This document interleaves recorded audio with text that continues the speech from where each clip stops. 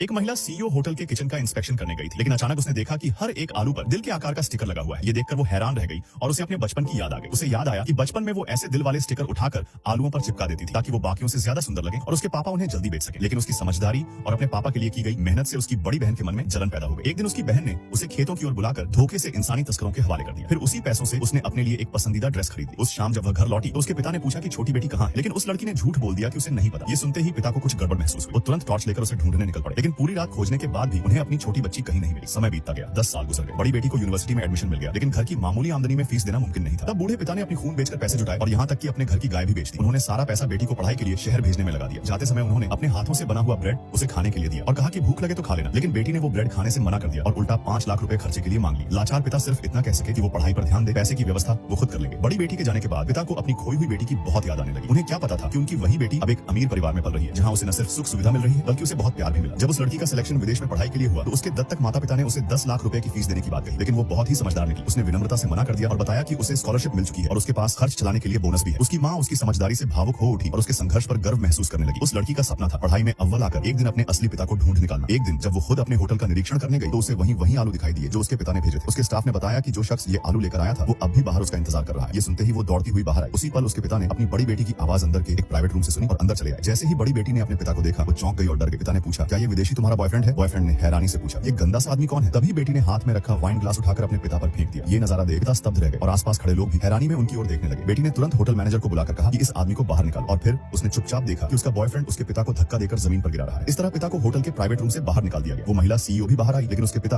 कहीं दिखाई नहीं दी। उसे थोड़ी निराशा हुई। जब वो वापस मुड़ने लगी तभी उसका पैर मुड़ा और वो गिरने ही वाली थी। तभी किसी ने उसे थाम लिया। जैसे ही उसने ऊपर देखा उसने उस आदमी की गर्दन में एक ताबीज लटकता देखा, वही ताबीज जो उसकी माँ ने मरने से पहले मंदिर से लाकर उसे और उसकी बहन को दिया था। वो भावुक हो उठी और रोते हुए पूछा, ये ताबीज तुम्हारे पास कहाँ से आया? पिता भी हैरान और डरे हुए थे और बेटी तो बिल्कुल स्तब्ध रह गई थी।